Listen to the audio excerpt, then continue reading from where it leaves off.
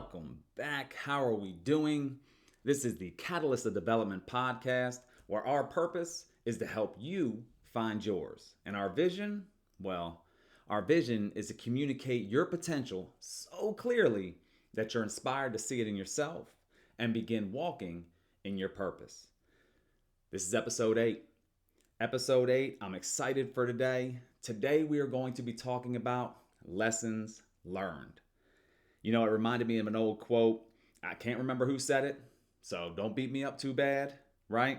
But the quote goes something along the lines of, people who continually struggle and continually fail never learn from their mistakes. Smart people make a mistake and learn. Wise people, however, learn from the mistakes of others. That's what we're going to focus on today. We're going to focus on becoming wise. We're going to focus on learning from maybe the mistakes, the experiences of others. You know, to be wise, you have to leverage the knowledge, wisdom, experience, and sometimes regrets that other people have. That is what we are going to do today. How are we going to do that? So let's rewind a little bit. Over the past few weeks, I've been visiting a retirement home. I used to take my kids there all the time. A couple reasons. One, because I want to build a habit of them giving back to others.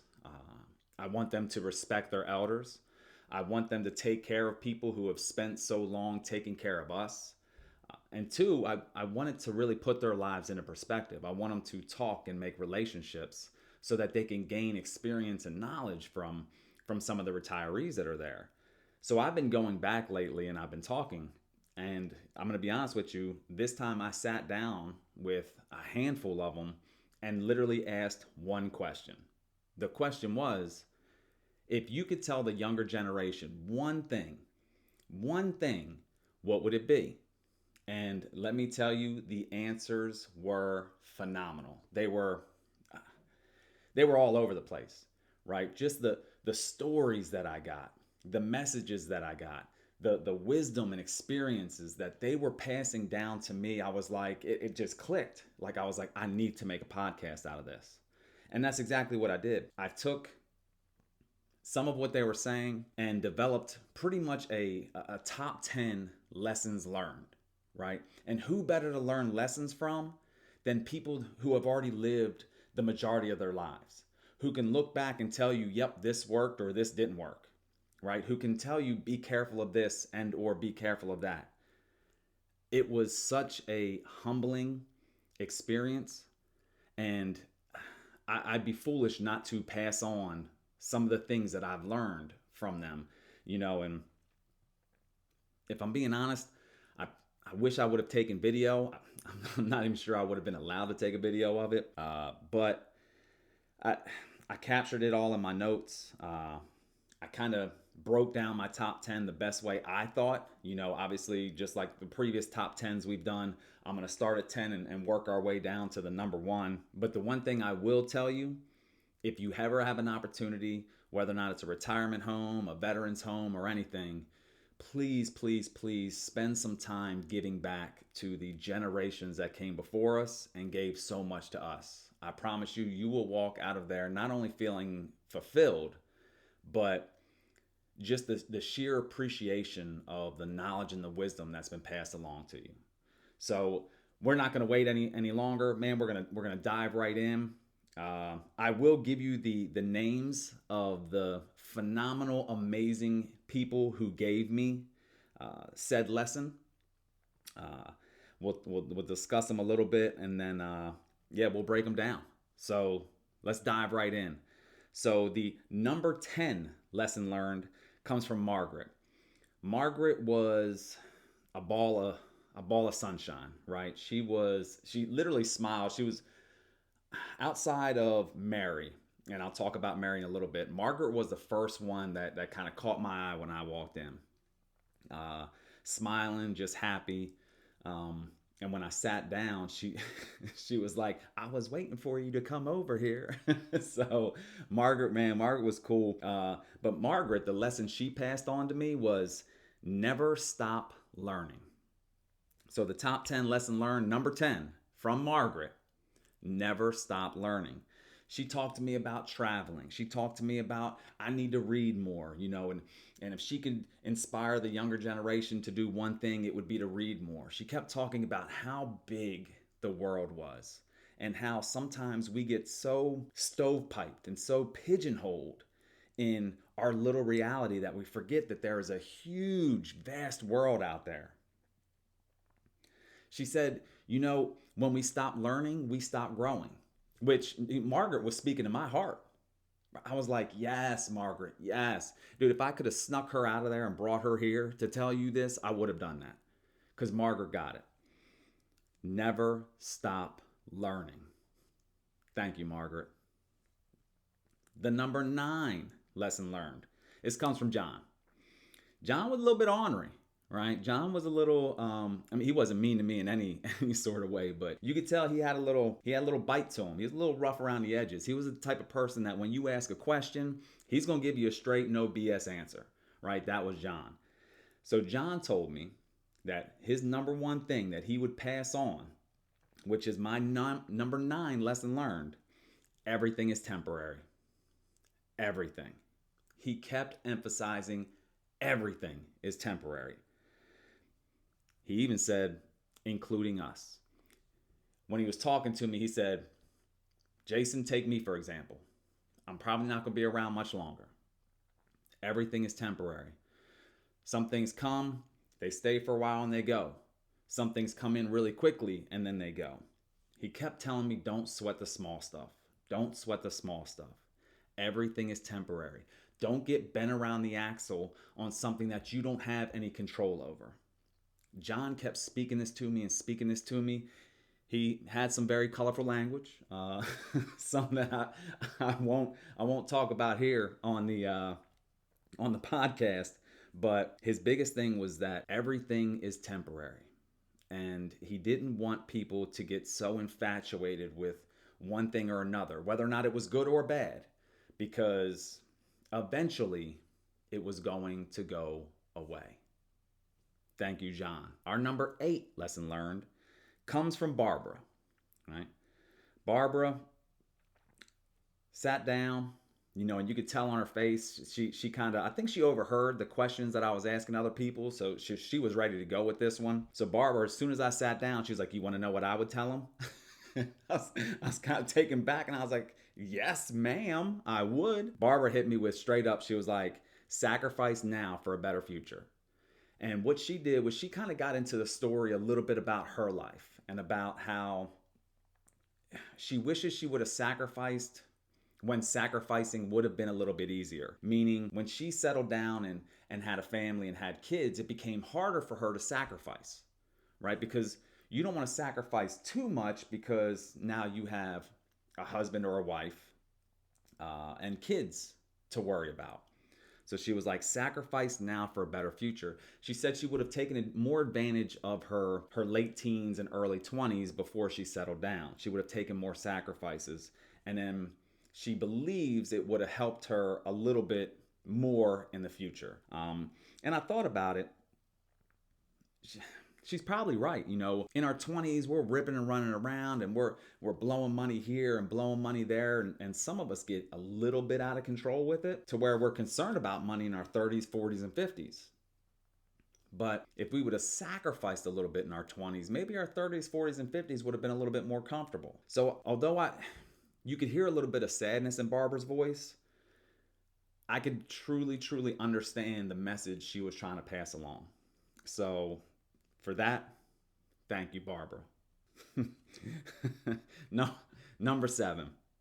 Number 7 lessons learned, and the reason I'm laughing a little bit is this one comes from Patricia.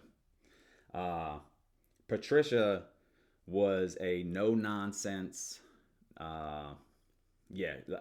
that's probably the best way I could put it, man. Patricia was straightforward. We ended up smiling and laughing and kind of really connecting. But I'm going to tell you, when I first sat down, I didn't think Patricia wanted to talk to me at all. Like, when I sat down, she was kind of like, move it along, boy, move it along, right? I asked Patricia, what's one thing you would want to pass on? And without skipping a beat, she said, life isn't fair. So the number 7 lesson learned from Patricia: life is not fair. Period. She said, you are going to lose. You are going to lose repeatedly, over and over and over again. Life is going to keep continuing to hand you L's, and it is okay because life hands everybody L's. She said it isn't fair. There's fairness in opportunity, but not fairness in results. Does that make sense? I'm going to go ahead and say it again. Life isn't fair. There's fairness in opportunity, but not fairness in results. And she kept hitting this home and hitting this home. And she was like, we got into a little bit of the way kind of my generation parents or parented. We got into a little bit of the participation trophies and things of that nature. And we kind of talked about how it's not setting kids up for success when they reach adulthood. Because in school, these participation trophies and everybody's a winner. And even if you come in 8th place, you get a ribbon. Life isn't like that, right? Life is not like that. You're not going to come in 8th place in life and get a ribbon, right? You start adulting and you start, going out and forging your own path. Life's going to knock you in the mouth from time to time. And Patricia wanted me to pass along that message, so life isn't fair. Thank you, Patricia. The number 6 lesson learned. This comes from William, right? William he's kind of easygoing, kind of loose, kind of easy breezy. We laughed and we joked a lot. But the message he wanted me to pass on, the message that he said he wished he could get through to the younger generation: stop worrying about keeping up with the Joneses. Now, you can tell he's old school because we don't really use that saying much more, keeping up with the Joneses. But the second he said it, I knew exactly what he was talking about. He got into a little bit of story about his life and how he was so worried about what other people thought. Buying the newest car, or trying to live in a certain neighborhood, or high school, college, work, retire. That's what he wanted to do because that's what everybody around him was doing. But he didn't feel really fulfilled. And you can tell there was a little bit of not anger or resentment, but maybe a little bit of regret in his voice. When I was talking to him, William kept hitting home with me. I spent so much time trying to provide myself and my family all these materialistic things that I took a step back one day and I was just like, is this really what life's about for me? Right? My neighbor got a new car, or my neighbor got, he used the example of my neighbor got new shutters on their house. And look, let's be honest, man, I'm not worried about what kind of shutters my neighbor got, right? But apparently back in the day, William was. His neighbor got new shutters, and he remembers walking into the house and telling his wife, I'm going to the store and getting new shutters. And he was like, when I sit back and think about it, man, it was stupid. Like, it was dumb. Which got me thinking a lot, and I've told people this before, but William kind of really hammered it home for me. We spend so much time spending our money on materialistic things when we really should be spending our time on making memories. We should be spending our money on making memories and not materialistic things. And the reason I say this is because memories never depreciate in value. If you have kids, you can ask your kids what you got them 3-4 years ago for Christmas. Chances are they're not going to be able to answer you. I don't know. But you can ask your kids where you went on vacation 2 or 3 years ago, and they'll remember that. They'll remember that vividly, right? Or how you came to their recital or something like that. See, those are memories. Those are going to last forever with them, right? With your relationships, with your spouses, it's memories. They don't depreciate in value. So if you're going to spend money, spend it on creating memories and not on materialistic things. That's what William wants you to know. So thank you, William, for our number 6 lesson learned.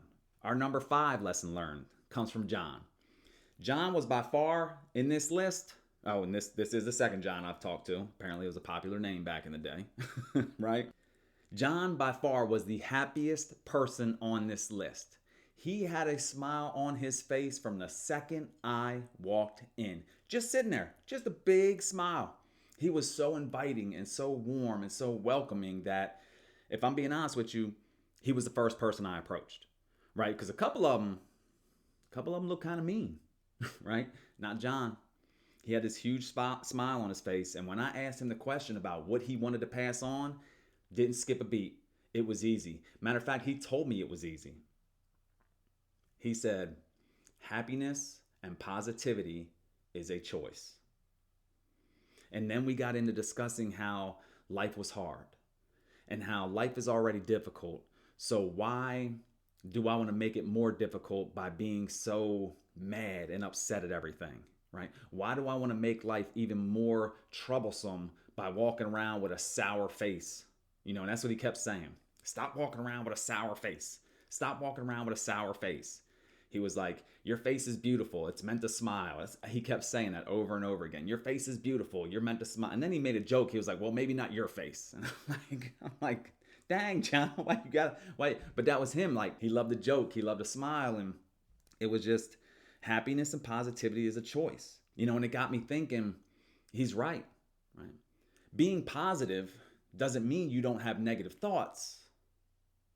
Being positive just means you don't let those negative thoughts control your life, right? We've talked about it before, about how in a world that profits off of you not thinking you're good enough or you being unhappy or miserable, being happy is a rebellious act. Being happy is a strategy in the world today, because the world today overall is negative. Negativity sells. And John understands this. And this hasn't changed. Which is why what he wants to pass on is that happiness and positivity is a choice. Which leads us to the number 4 lesson learned. The number 4 lesson learned comes from Dorothy. Dorothy was probably the oldest individual that I talked to. She was in her upper 90s. And she was in a wheelchair, had a hard time getting around, had a hard time being mobile, even had a hard time talking to me, right? But through our conversations, you know, I asked her, you know, what would you like to pass on? And her focus was health. And we got into the story of her life and how she didn't take her health serious enough when she was younger, right? She talked about smoking and drinking and staying up all hours of the night and, you know, just living her life, as she said it, right? Or so she thought. That's how she lived, and she wasn't worried about exercising or eating right, or I guess the big thing was like yoga and Pilates and stuff like. She wasn't worried about any of that, right? And what that caused was her to start becoming sick, unfortunately, at a pretty early age. She said she started having issues when she was around 50, which really opened my eyes, because I'm going to be honest with you, I'm only 10 years away from that. And she said it was hard on her. It was hard on her family. She said she's blessed every day that she gets to wake up, because she didn't think she'd make it another 40 years. But her life has been difficult from the time she turned 50, because she didn't take her health seriously enough. And that's the one thing she wants to pass on, is take your health seriously. And, you know, I talked to her and I was like, so basically what you're telling me to tell everyone is to make time for your health before you have to make time for your sickness. And she was like, that's it. That's the message I want you to pass on. Make time for your health before you're forced to make time for your sickness. I get it, Dorothy. Thank you for that. All right. The number 3 lesson learned come from, by far, my favorite person. My favorite person there, this is Mary. Mary. Mary, I'm going to tell you, if me and Sherry never work out, I'm hooking up with Mary. Mary was awesome. I talked to her for probably the longest time, right? And when I asked Mary what lesson she wanted me to pass on, her face lit up. She was like, I want you to pass on exactly what we're doing right now. And I'm like, you want me to tell people to talk? Right? And she's like, no, I want you to tell people to live in the moment. And I'm going to tell you, like, I got it.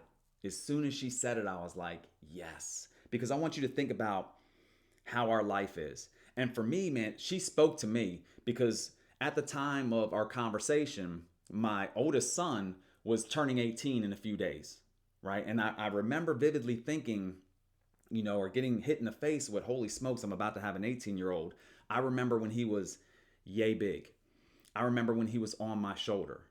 And in the blink of an eye, he's 18. So for her to say that at that point in time really spoke to my heart, right? It really hit me because we get so involved and so caught up in trying to build a living, trying to make a living, that we actually forget to live. Live in the moment. That's what Mary wants you to know. That's what I want you to know. Coming from somebody who now has an adult as a child, life goes by pretty quickly. Slow down and enjoy the moments that you have. Because sooner or later, you're going to realize that all those little moments were in fact the important ones.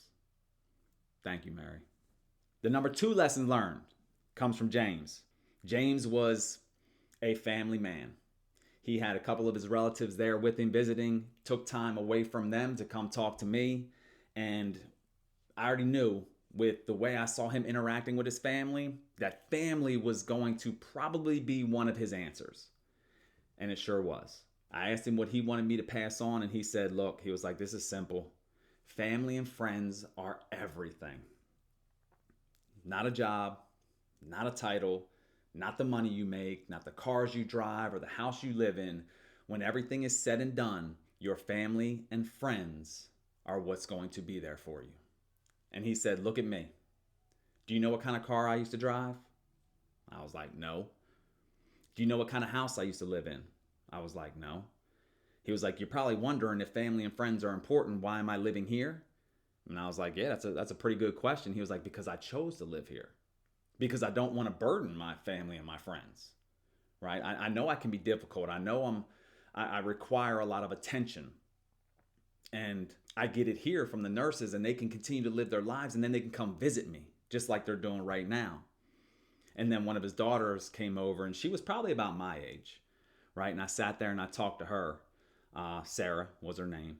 I talked to Sarah and James for a little bit, and you can just see the connection between them. You can see the love that was there, that he spent a lot of his life nourishing that bond between him and his family. And when you sit back and you think about it, the fact that he's in a retirement home and they're there and they're sharing experiences and laughs and everything like that, when push comes to shove, that's all that's really important. When push comes to shove, that's really what's there for you. And that was really awesome to see in real life right then and there, as he is telling me that is important. I saw it through his actions and not just his words. So James, thank you so much. Thank you for calling Sarah over to come talk to me as well. The love that she has for you lets me know that you indeed put your family and your friends at the top of your priority list in your life. So thank you for that. Which brings us to Ruth. And Ruth gives us our number 1 lesson learned. And if I would have asked you this at the start of this, 8 out of 10 of you probably would have guessed this. And Ruth kind of just hit me with it really quick. We didn't talk that long, but she said, do not play it safe. The number 1 lesson learned is to take risks. Period. She said, it is so hard living with regret. And she told me, Jason, if you sit around here and you continue to talk to people and you continue to get to know them, what you will hear them say over and over and over again is what they regret. And she was like, you cannot get rid of that feeling, especially when you're old and you're sitting around in something like a retirement home, because it's all you can think about. All you have to do is sit around and think and reflect. And living with too much regret, she thinks, I'm going to try to phrase it nicely. She thinks it pushes people to an earlier grave than what they would have normally had because the weight of that burden is too much on them. She told me about 15 times, go for it, go for it, go for it. I told her about the podcast. I told her about what I was doing, and she was like, go for it, go for it. Like it was almost like she was my hype man. She was cool, right? But she got it. Do not play it safe. That is the number one lesson learned. Take risks. And it got me thinking, and it brought me back to the quote, I don't regret the things that I've done. I regret the things I didn't do when I had a chance to do them. And that is what this top 10 list is all about. That is what sitting down at the retirement home and talking with these individuals was all about. Lessons learned. So that's it. There's your top 10. Your top 10 lessons learned. Let's do a quick little recap. Never stop learning. Everything is temporary. Sacrifice now for a better future. Life isn't fair. Stop trying to keep up with the Joneses. Happiness and positivity is a choice. Your health is important. Live in the moment. Family and friends are everything. And finally, number 1, don't play it safe. Take the risks. I have to sit here and I have to thank Margaret, John, Barbara, Patricia, William, John, Dorothy, Mary, James, and Sarah, and of course, Ruth for giving us our number 1. This was probably one of my favorite podcasts to put together, right? Because this isn't me. This is the people who are going to allow us to be wise, to allow us to learn from some of their mistakes or knowledge or wisdom or experiences. So what's your homework? Well, that's easy. Your homework is to go back, listen to this again, and figure out what you have to work on. You have to sit here and listen to these lessons learned and figure out where you are getting stuck and then make a goal for it. Because what you don't want to do is fast forward 30, 40, 50 years and be having these same conversations, but with regret as an undertone in your voice when you are passing on your lessons learned. I cannot thank them enough. I cannot thank you enough. You have your homework. You have everything set up. You have everything ready to go. I really hope this was as rewarding for you as it was for me. As always, I want to thank you for allowing me to invest in you. I want to thank you for spending time with me today. And until next time, continue to search for that code to unlock your fullest potential. Be a catalyst, not only for yourself, but for all those around you. Take care.